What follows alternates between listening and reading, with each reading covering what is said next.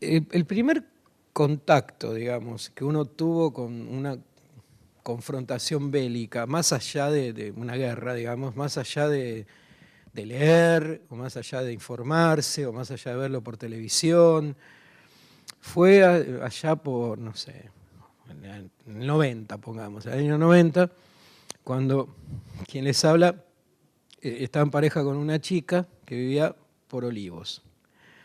Ustedes van a decir, ¿a dónde va a ir Gustavo con esto?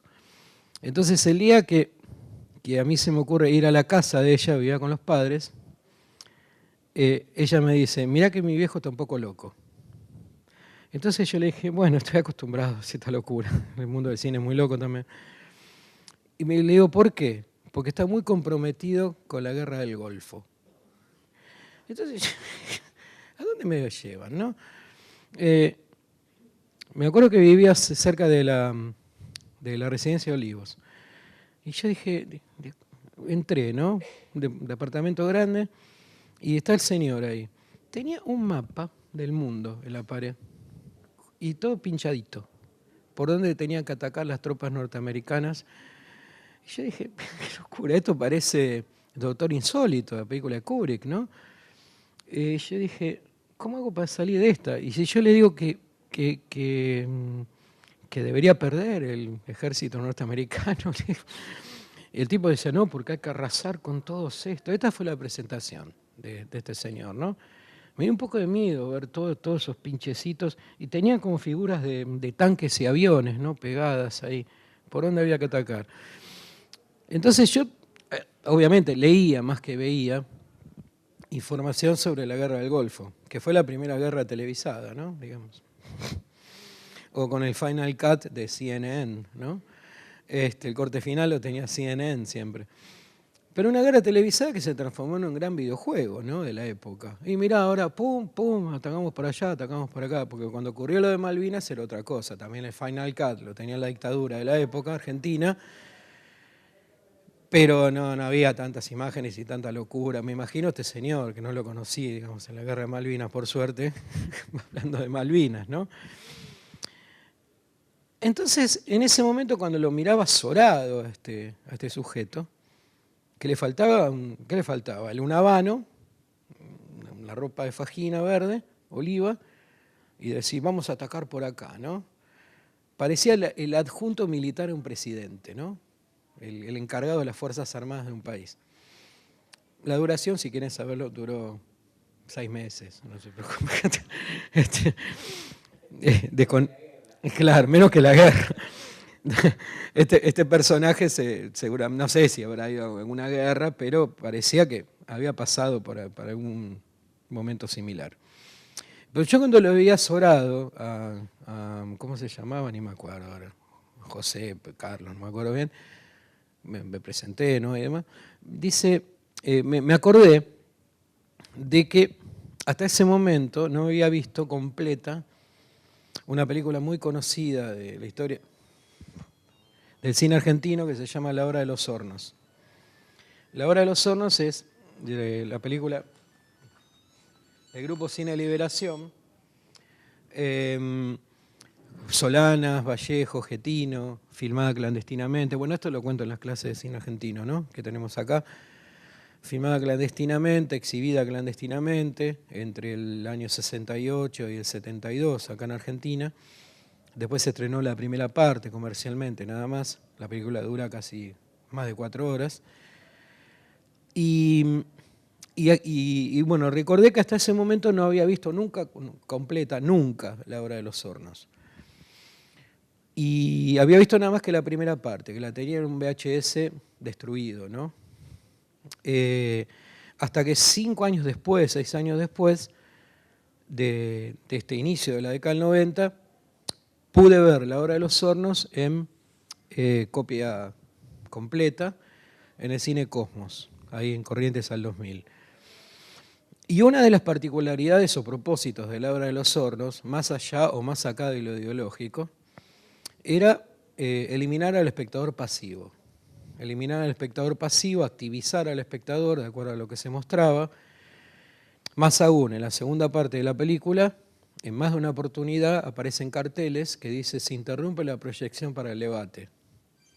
Y se debatía en ese momento, se debatía al toque, no en la esquina, porque no se puede, bueno, estamos en dictaduras, allá por los 60, imagínense 30 personas mirando clandestinamente la hora de los hornos, saliendo juntas esas 30 personas a la calle después de ver la película clandestinamente. Si 2 personas eran sospechosas, imagínense 30.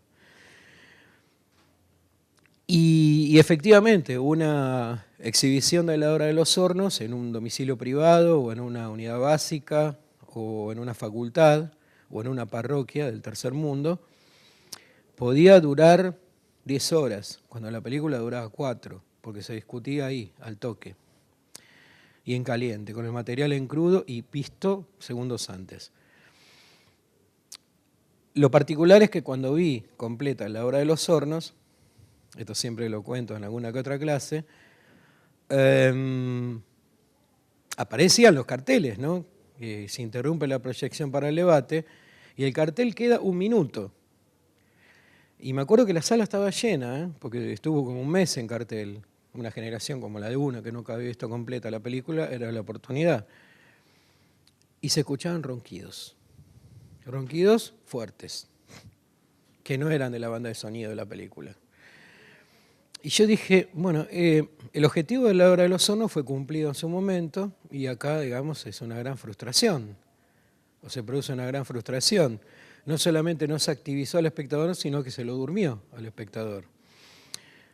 Y después empezaron las imágenes y la película tiene una banda de sonido muy, muy estentoria, a base de percusión, muy, muy fuerte, y se acabaron los ronquidos, seguramente se alteró el espectador y se despertó. Es decir, no había debate en ese momento. Y los cortes, porque la película es larga, me acuerdo que hubo 2 intervalos y uno salía al hall del Cosmos para fumar algo y nadie debatía nada. Cada uno estaba en su mundo, ¿no? Cada uno estaba en su mundo y adentro quedaba el espectador que se había dormido seguramente. Seguía durmiendo. ¿A qué punto quiero llegar? Que fíjense cómo era determinado cine político, más allá de esta coda adjunta de contar la historia de este señor que les nombré recién, hace un rato, y cómo es, en todo caso, en gran parte hacer cine político en estos días. Y ahí aparece Iraquí Short Films. Esta película, que uno no sabe si llamar la película, en el sentido más principista de la definición, la hizo un director argentino, nacido en Mar del Plata, que debe tener 30, 35 años nomás, Mauro Andrisi, al que conocí cuando trabajé para el Festival de Mar del Plata. Él fue durante varios años programador del festival. Y cuando lo conocí a Mauro, un tipo muy, muy silencioso, ¿no? Muy, muy retraído, jamás me hubiera imaginado que se hubiera dedicado a la dirección de películas. Y esta película, Iraquí Short Films, es una de las 5 películas que ya tiene Mauro dirigidas. La primera es es un mediometraje acompañado por un corto.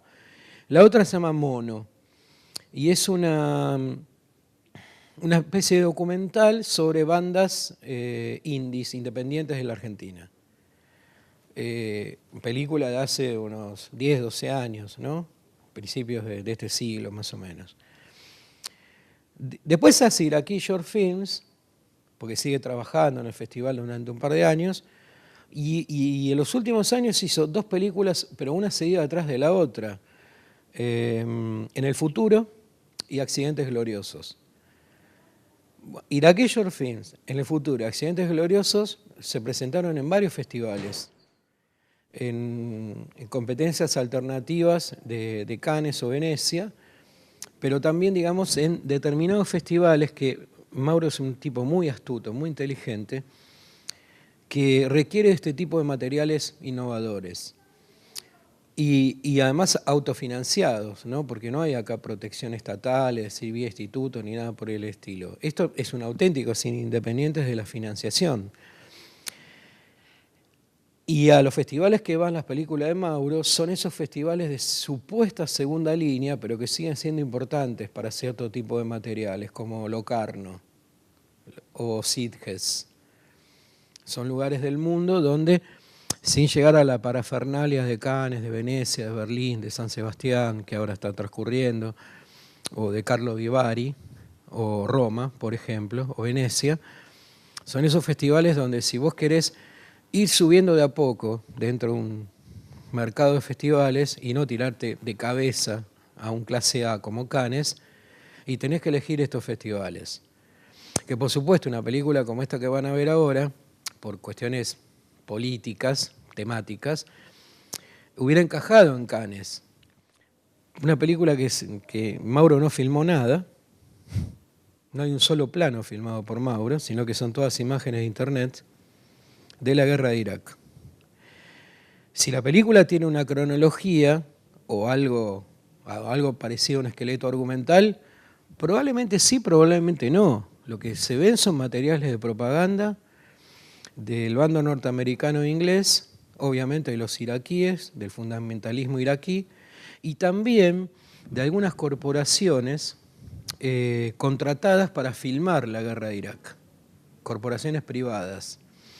Y lo que van a ver son noticieros, cánticos a Alá, loas a Alá, momentos donde se produce esa tensión si tal bomba va a explotar o no, imágenes que por momentos pueden parecer borrosas y en otros momentos son transparentes, además todo filmado por camarógrafos de guerra, ¿no? O filmados por los mismos soldados. Todo esto está en internet, Mauro lo dijo, todo esto está en internet. Lo que yo hice fue seleccionar un montón de material que vi, lo que más me interesaba, pero al mismo tiempo, y acá está la manipulación de los materiales, porque aquella película, La Guerra de los Hornos, desde sus objetivos ideológicos, como todo el cine político militante de los 60, argentino, manipulaba los materiales para convencerte de tal idea y llevarte a una ideología determinada. Bueno, acá también hay una manipulación de los materiales, porque lo que hace Mauro es mostrar el material en principio en crudo, pero él puede agregar una banda de sonido extradigética, digamos, a lo que se está escuchando. O en todo caso, a través de elementos técnicos de la computación, arreglar esos materiales difusos y que parecen filmados con una cámara de alta generación. Entonces, el mismo director, desde la computadora, fíjense cómo es el tema, es el que tiene el corte final, que es lo que decide Mauro. Ahora, lo que se va a ver en 80 minutos, 85 minutos, al principio van a ver un extensísimo cartel de unos 4 minutos de duración explicando el conflicto. De la manera más didáctica posible, pero al mismo tiempo con una contundencia ideológica subliminal, no directa. Por otro lado, después van a aparecer otros carteles extensos, 2 más. Y el resto son imágenes, de los dos bandos, ¿eh?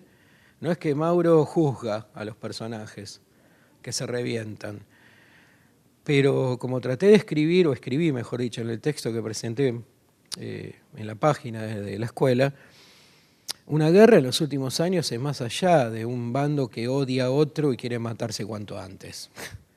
Una guerra es una cuestión económica, una guerra es una cuestión de me interesa invadirte porque tenés petróleo. Una guerra es fundamentalista, de defensa a Alá, de defensa a Mahoma. Una guerra trata de defender a más no poder al capitalismo de los Estados Unidos. Bueno, cuando estaba implicado en la guerra, en Inglaterra no es que tenía a Margaret Thatcher atrás, tenía a Tony Blair, que al lado de Margaret Thatcher era Lenin, ¿no?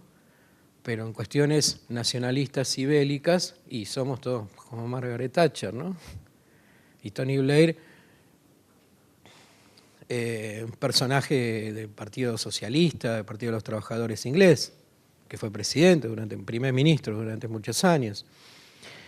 No todo lo que van a ver son escenas de tanques que vuelan, ni gente diciendo matalo, matalo, matalo, ni gente vigilando a través de la mirilla, digamos, a ver por dónde anda un iraquí, sino que hay un par de momentos muy divertidos en la película. Y esto tiene que ver con los momentos de holgazanería y dispersión que pueden tener los soldados en medio de un conflicto bélico. una de las escenas que más me gusta de la película está más o menos al minuto 20, por ahí, 20, 21, que de repente, después de un momento crudo, ahí me parece que está también la inteligencia en cuanto a la edición de la película. Pones un momento crudo, después tenés que poner un momento festivo. Van a ver a un grupo de soldados ingleses bailando. En un plano secuencia de 3 minutos, pero a ver, es muy difícil contarlo esto como es visualmente. Pero inmediatamente se van a dar cuenta que el que comanda el baile es un soldado. Es un soldado que va bailando un tema de Tom Jones, un famoso cantante, ¿no? Que aparece en Marcianos al Ataque, Marte Ataca de Tim Burton, cantando al final. Y el tipo canta, mejor dicho, canta Tom Jones y el tipo baila así todo el tiempo, ¿no? Y va avanzando todo el tiempo. Y entonces hace este gesto continuamente, y se van sumando soldados. Se suman primero 2 y después se van, y después van otros 2. Y así durante 3, 4 minutos, con movimientos circulares de la cámara en plano secuencia, va mostrando la alegría de este pelotón, de esta gente. En un momento van a ver que se suman hasta 2 personas vestidas con ropas árabes. Y al final del plano secuencia, en un momento va a intentar entrar en un baño químico. Y se van a abrir son 3 baños químicos. Él va a intentar entrar al del medio y hay otros 2 en los extremos. Y se abren las puertas de los baños de los extremos y están ahí 2 soldados. Entonces él no se atreve a entrar. Entonces pega la vuelta y sigue haciendo así. Se suma gente y se va gente. Se suma gente y se va gente. Hasta que al final él está solo y van a ver que él está acá y se suma, se corre acá un poquito así, así, así. Y están todos esperándolo, como si fuera una caravana. Y él encabeza la caravana bailando. Esto me hizo acordar, con las distancias del caso, a un videoclip de Spy Jones, donde la protagonista es Björk, la cantante islandesa, que también refiere al mundo de Hollywood, que aparece una especie de homenaje al mago de Oz, con el león, el espantapájaros, el hombre, ¿cómo se llama? El hombre lata, algo así, sin corazón, algo así. El león no tiene corazón, creo. Donde ella sale de un negocio y empieza a bailar con esa vocecita que tiene Björk también, y se va sumando gente. Y al final del videoclip, que es un excelente videoclip de Spy Jones, que debe tener, calculo, más de 15 años este videoclip. Utiliza grúa, Spy Jones, y da la impresión de que Björk está subiendo, y atrás está toda la comparsa, toda la caravana de gente, todos bailando. Que ella pega el grito al final, It's So Quiet, se llama el tema. Que pega el grito, grita desaforada frente a cámara. Bueno, tienen la misma estructura, ¿no? Como si fuera un musical, pero ¿le habrá salido de casualidad? ¿O este momento que van a ver Iraquí Short Film lo filmó Spy Jones, camuflado como corresponsal de guerra? La imagen no es tan clara y contundente como la del clip de Jones con Björk, pero tiene la misma estructura, ¿no? De que se puede ser feliz, lamentablemente, tal vez 5 minutos antes de morir, o que te tiren un misil sin darte cuenta.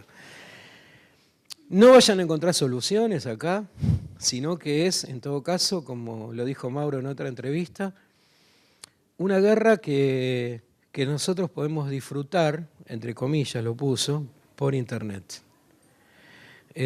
Las guerras se ven por Internet, como traté de explicar, digamos, en el texto, y lo escribí, y no molesta tanto. Y tal vez eso esté hablando del horror del mundo, ¿no? Que no nos molesta tanto ver una guerra por Internet, es pura información.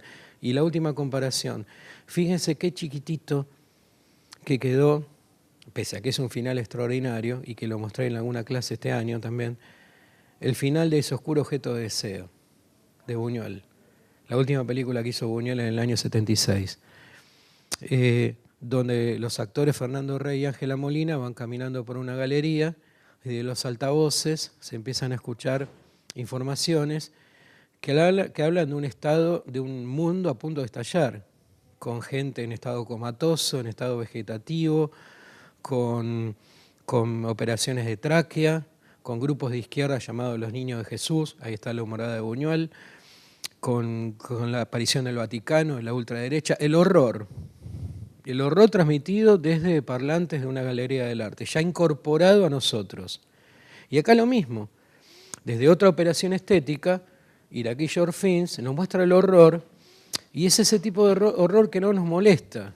No es cuestión de que nos intimide un cuerpo que nunca se va a ver, eso es lo curioso. Un cuerpo calcinado o un cuerpo partido en cinco partes y destruido por una bomba. Ya no necesitamos ver eso. Eso tal vez no nos moleste tanto, nos puede impactar en primera instancia. Y después pasa a ser una escena que te olvidás un momento que te olvidás al segundo. Pero acá el horror de la guerra está en que lo que hace muy bien Mauro es tirarnos una piedra en la cabeza y tirársela también a él y decir, puedo tener una guerra, puedo hacer la guerra que quiero sobre una guerra real manejada por un mouse. Van a verla. Gracias.